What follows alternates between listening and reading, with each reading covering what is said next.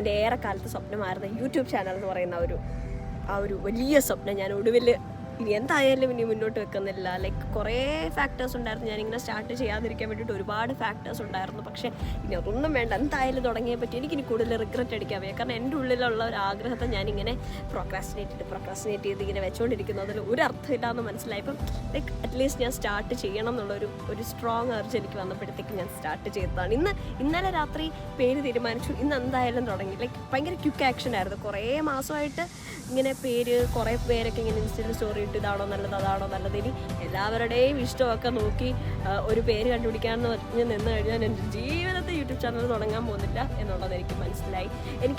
ഞാൻ എൻ്റെ ഡിസ്ക്രിപ്ഷനിൽ പറഞ്ഞേക്കുന്നത് ഞാൻ ഭയങ്കര ഒരു എക്സ്ട്രോവേർട്ടാണ്. പക്ഷേ എനിക്ക് ഇങ്ങനെ ഞാൻ ഇൻസ്റ്റയിൽ ഇങ്ങനെ സ്റ്റോറി ആയിട്ടൊക്കെ ഇടുന്നതല്ലാണ്ട് ഒരു ചാനലിൽ അതിങ്ങനെ സ്റ്റോറി എന്ന് പറയുമ്പോൾ കുറച്ച് നേരം കഴിയുമ്പോൾ അതങ്ങ് പോകും. സ്റ്റോറി എന്ന് പറയുമ്പോൾ അത് കുറച്ച് നേരം കഴിയുമ്പോഴത്തേക്ക് അങ്ങ് പോകും. പക്ഷേ ചില ശല്യങ്ങളുണ്ട് ഗൈസ്, അതൊന്നും ഇഗ്നോർ ചെയ്യുക. ഓക്കെ, സ്റ്റോറി എന്ന് പറയുമ്പോൾ കുറച്ച് നേരത്തേക്ക് പോകും. നമ്മൾ ഇച്ചിരി നേരം ആൾക്കാർ ക്രിട്ടിസൈസ് ചെയ്തുള്ളൂ. പക്ഷേ ഒരു ചാനലിലാകുമ്പോഴത്തേക്ക് ആ വീഡിയോ അവിടെ കിടക്കും. ഈ നെഗറ്റീവ് ക്രിറ്റിസിസംസ് അധികം എൻ്റർടൈൻ ചെയ്യാന്നല്ല, അതൊക്കെ കണ്ടു കഴിഞ്ഞാൽ ചിലപ്പോൾ ഡിപ്രസ്ഡ് ആയി പോകുന്ന ഒരു കൈൻഡ് ഓഫ് പേഴ്സൺ ആണ് ഞാൻ. അപ്പോൾ എനിക്ക് അത് ഭയങ്കര പേടിച്ചിട്ടാണ് ഞാൻ ഇതുവരെ യൂട്യൂബ് ചാനലിൽ തുടങ്ങാതിരുന്നത്. ആൻഡ് ചെയ്യുമ്പം വൃത്തിയായിട്ട് ചെയ്യണം എന്നുണ്ടായിരുന്നു. അപ്പോൾ ഇത്രയും നാൾ ടെക്നിക്കൽ ഇഷ്യൂസ് ആയിരുന്നു. ഫോണില്ലായിരുന്നു, എനിക്കത് എടുക്കേണ്ട രീതികളൊന്നും അറിയത്തില്ല. ഇപ്പോൾ ഫോൺ കിട്ടിയപ്പോഴത്തേക്ക് ചെയ്യാൻ ഉള്ള ഒരു മൂഡിലായിരുന്നു. ഞാൻ ഇപ്പോൾ വർക്ക് ചെയ്യുന്നത് മാൽദീവ്സിലാണ്. മാൽദീവ്സിൽ ഞാൻ ഇംഗ്ലീഷ് ടീച്ചറായിട്ട് വർക്ക് ചെയ്യുകയാണ്. ഇപ്പം ഞാൻ കഴിഞ്ഞ മെയിലാണ് ഇവിടെ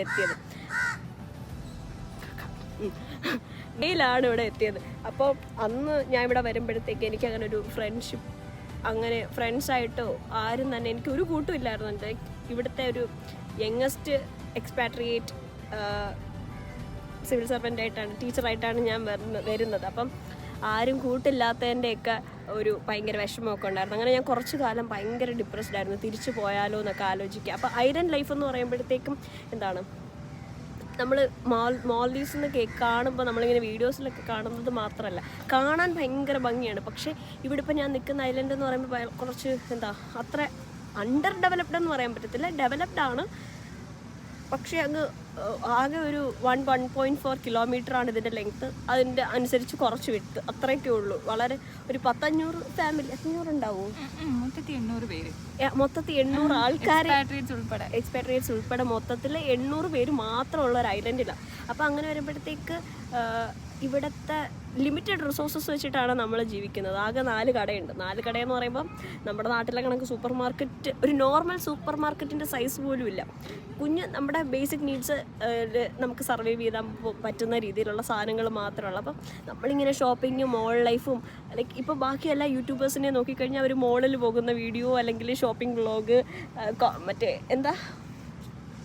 what I eat in may day ഇങ്ങനെയൊക്കെ പറഞ്ഞിട്ട് കോണ്ടന്റ് ചെയ്യുന്ന പോലെയുള്ള അങ്ങനെ ഒന്നും ചെയ്യാനുള്ള യാതൊരു പോസിബിലിറ്റി ഇല്ലാത്തൊരു സ്ഥലത്താണ് ഞാൻ ഇപ്പം നിൽക്കുന്നത്. അപ്പം അതിൻ്റേതായ കുറച്ച് ബുദ്ധിമുട്ടുകളും ഉണ്ടായിരുന്നു. അതിനുശേഷം എൻ്റെ 2 ഫ്രണ്ട്സ്, ഇപ്പം എനിക്ക് ക്യാമറ പിടിച്ച് തരുന്നത് എൻ്റെ ഒരു ഫ്രണ്ടാണ്. ഇവിടെ വന്നത് പുതിയ ടീച്ചർ. അതിൻ്റെ പുറകെ കൂടെ പോയി മറ്റൊരു സാധനം. ഇവർ വന്നതിന് ശേഷമാണ് എനിക്ക് എന്തെങ്കിലുമൊക്കെ ചെയ്യാൻ, ഞാൻ ഒന്ന് ഹാപ്പി ആയതും ആൻഡ് എനിക്ക് എന്തെങ്കിലുമൊക്കെ ചെയ്യണം എന്നുള്ളൊരു തോന്നലും. പിന്നെ ഇവരും എന്നെ നന്നായിട്ട് ഹെൽപ്പ് ചെയ്തില്ലേ? ഹെൽപ്പ് ചെയ്തു.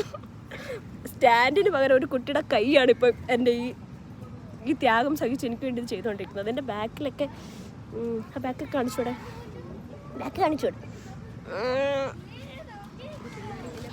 കളിക്കുകയൊക്കെ ചെയ്യും. ഓമേ 360 ആംഗിളിൽ ഈ കൈയാണ് എനിക്ക് ഇറങ്ങിക്കൊണ്ടിരിക്കുന്നത്. അപ്പം അങ്ങനെയൊക്കെ ഇവർ വന്നതിന് ശേഷമാണ് എനിക്ക് ഒരു തോന്നൽ വന്നത്, എന്തായാലും തുടങ്ങിയേ പറ്റൂ, ഇനി ആഗ്രഹം ഉള്ളിൽ വെച്ചിട്ട് വിഷമിക്കണ്ട എന്നൊക്കെ വിചാരിച്ചത്. കൈ അടിക്കുന്നുണ്ടോ? ചെറുതായിട്ട്, കുഴപ്പമില്ല. മറ്റേ ഇത് വരുമ്പോൾ ഇൻകം വരുമ്പോഴത്തേക്ക് കാണാം, വേണ്ട രീതിയിൽ കാണാം. അങ്ങനെ അപ്പം ഞാൻ നിങ്ങൾ കണ്ടല്ലോ, അതാണ് എൻ്റെ പേര്. ഇങ്ങനെ എടുത്തെടുത്ത് പറഞ്ഞതിൻ്റെ ആ ഒരു ഭംഗി കളയണ്ട, അല്ലെങ്കിൽ അതിനെ ക്രിഞ്ച് ഫീലിലേക്ക് കൊണ്ടുവരാൻ താല്പര്യമില്ലാത്തതുകൊണ്ട് ഞാൻ എൻ്റെ പേര് പോലും പറയുന്നില്ല. സോ എല്ലാവർക്കും ഇഷ്ടപ്പെടുന്ന കോണ്ടന്റ് എനിക്ക് തരണം എന്ന് ആഗ്രഹമുണ്ട്. നിങ്ങളുടെ എല്ലാവരുടെയും സപ്പോർട്ട് വേണം. എല്ലാവരും എൻ്റെ ചാനൽ ലൈക്ക്, ഷെയർ, സബ്സ്ക്രൈബ് ചെയ്യണം. ഇൻട്രസ്റ്റിംഗ് ആയിട്ടുള്ള ഈ ലിമിറ്റഡ് റിസോഴ്സസിൽ വെച്ചിട്ട് ഇൻട്രസ്റ്റിംഗ് ആയിട്ടുള്ള കോണ്ടന്റ് കൊണ്ടുവരാൻ എന്നെക്കൊണ്ട് പറ്റും എന്ന് ഞാൻ വിശ്വസിക്കുന്നു. Okay, so welcome you all to my YouTube channel. Thank you. ഓഫി ഓഫി.